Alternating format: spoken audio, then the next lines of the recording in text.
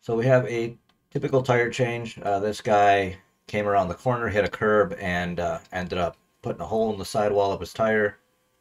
And so he needed some help getting it changed. He had a spare, he just didn't have the tools to actually change the spare.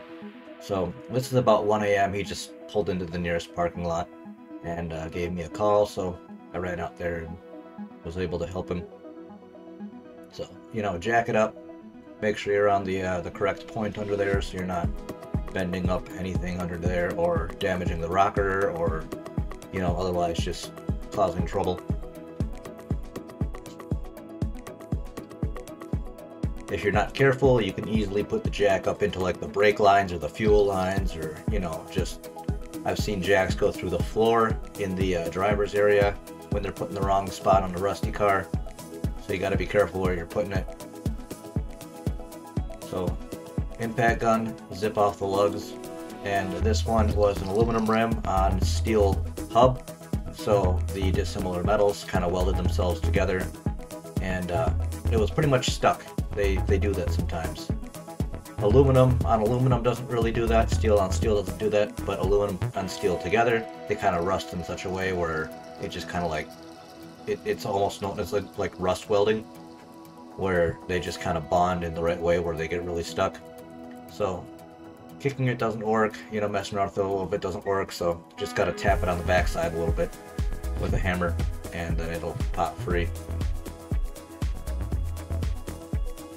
And get that spare on there.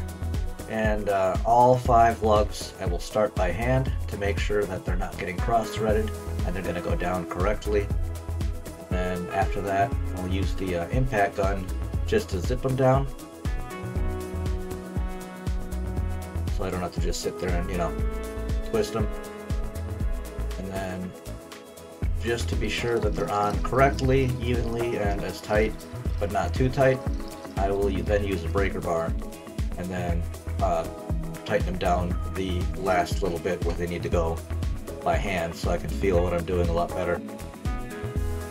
This tire had about 40 psi in it. The little tiny donuts normally take about 60. It's printed right on the sidewall. So I grabbed the Milwaukee pump and added some tire to it, or added air to it just to get it to where it needs to go, because he doesn't need to have another blowout on the way home.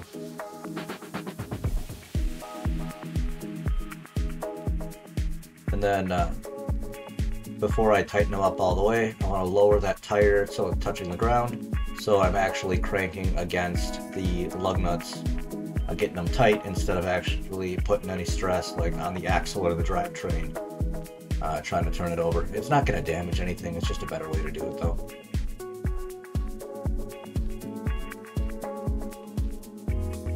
Then for some reason his spare tire didn't have the cap on the valve stem, so I grabbed the one off the blown tire and put it on the valve stem, just so it's protected and sealed.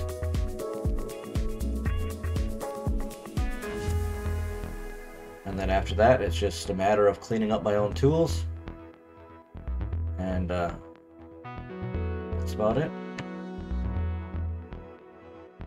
Tire changes don't really take too long when you have all the right equipment and you kind of have a system in place to get them done. I've done thousands and thousands of them, so I'm pretty quick. I can zip them in and out, no big deal.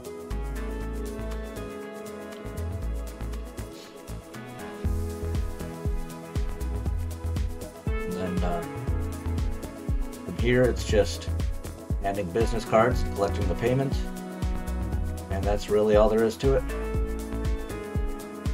Pretty quick, simple, easy, nothing too complicated, and they are back on the road without having to be towed to a tire shop and wait in the morning and just have all that hassle of trying to Uber back and forth and whatever. Just changing the tires sometimes the best, quickest option for the customers.